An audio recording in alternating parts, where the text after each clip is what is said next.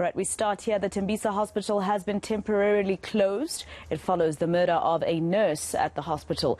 It's alleged the nurse's partner, a 30-year-old on-duty police officer, called her outside before shooting her this morning. He then turned the gun on himself. The officer is in a critical condition and is being treated. Let's get more from our reporter, Lindokuhle Xulu, who's been at the hospital throughout the course of the morning following the story for us. Of course, Linda, the police officer saying that they cannot confirm whether or not he used his service pistol to carry out this alleged crime.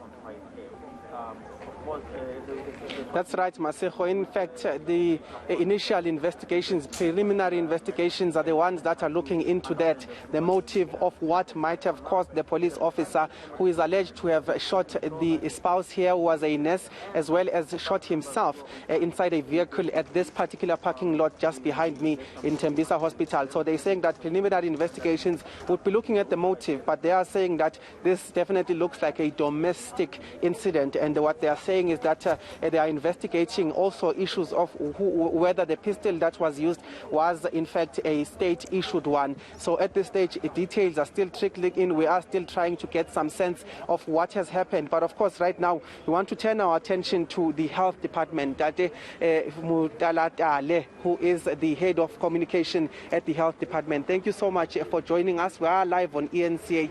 First of all, just speak to us about the incident from your perspective. What had happened? Thank you, Lindo. This is an incident that has really shocked all of us. It has traumatized both the staff and the public around, including patients who are currently admitted at the facility.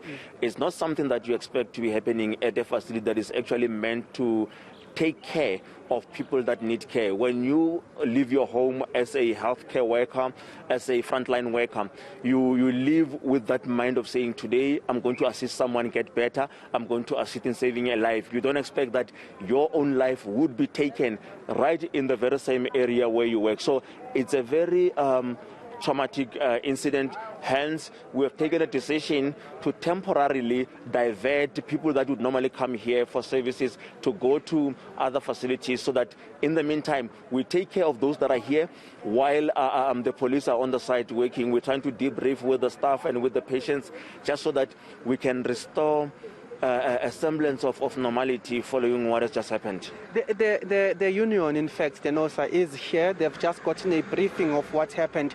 But in surmounting some of the issues of safety in health facilities, they've also spoken now to say that, yes, this might have been a loophole and oversight of some sort in terms of officers being able to gain access to facilities. But theirs is to raise the concern to say that police must now also be, in fact, able to present what they are here to do in facilities. Just speak to us about that, the issue of safety in hospitals, and how much of an oversight, how much of a loophole this was. Look, the issue of safety at our facility remains of paramount importance, because we don't want healthcare workers to be rendering services while looking behind their back, worried as to my next, what's going to happen to me, and so forth. And that is why it's important that we work together with law enforcement agencies. We work together with the labor in the form of the unions that are represented here. We work together with the hospital boards that represent community members to say, what is the best approach? How best do we address this type of thing? Because this incident in particular is a very unique one, because it involves a law enforcement officer who would have, by right, because they were on a state vehicle, had a particular access to the facility. And it's unfortunate that that access has led to this type of an incident taking place. And I think it's something that as government we're concerned about, and I think we would want to perhaps even look closer and review some of these arrangements that currently exist to see as to how best can we tighten security at our facilities. But most importantly, Elindo, is that as a doctor, as a nurse, when you leave your home, come into a hospital, your primary concern is the lives that you're going to save, the care that you're going to give to patients. You're not worried that a member of the public can walk in and actually start shooting or kill someone within the facility. And that is why we need to also appeal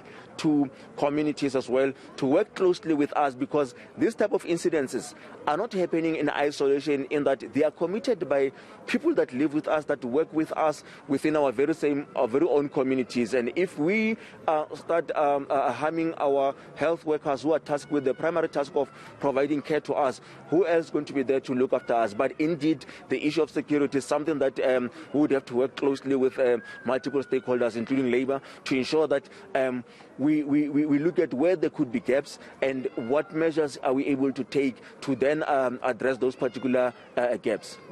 We'll have to leave it there with you for now, but we'll be communicating even off air as to some of the details as they come in. Thank you so much. Masego, I will just try and just eat more of your time here, speak to the union, that is the NOSA, that is here. Mhlonish, you'll just give me a brief intro, but also talk to us about the fact that after you got a briefing, what is it that the union is calling for? Because this has been described as a unique incident, but nonetheless, it is an incident of concern. Just talk to us about some of those things that you are suggesting. Well, the name is Simpwe Kata, the provincial chairperson of DINOSA in Gauteng. Well, we can confirm that we have met with the CEO. We have been given a full briefing.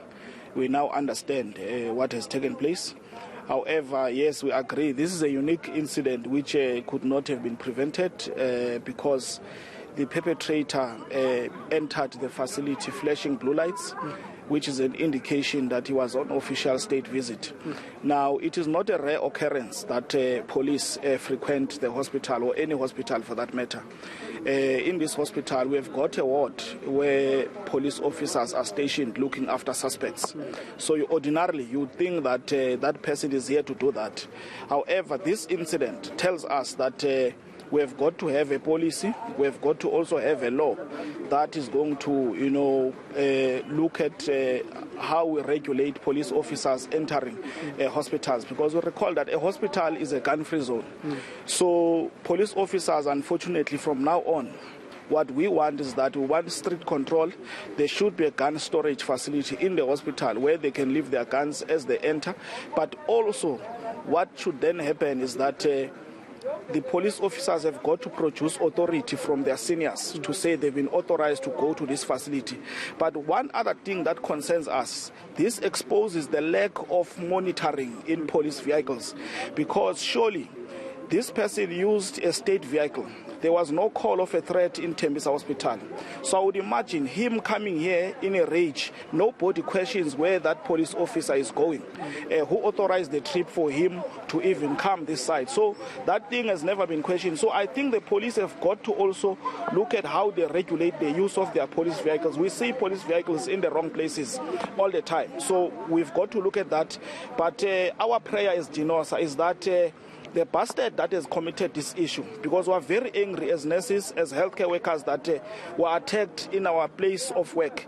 The bastard who has done this thing, we wish for him to survive so that he can face the full might of the law, because he's a coward to do such a horrendous act and then try to turn the gun on himself and shoot himself. So we're very angry. All right, thank you so much. That is DINOSA, the provincial chairperson, just giving us a sense really of what is it that they believe should happen in terms of control of those that would be police officers accessing such facilities such as healthcare facilities. But more than anything, I think the stern and very strong call there was to say that they are hoping that the perpetrator, the alleged perpetrator, survives so that he will be able to face the music that is the law and face some of the charges we've heard from the police that they will be opening a charge of murder. So they're saying that they're hoping that he survives and is able to stand trial in terms of what he's done.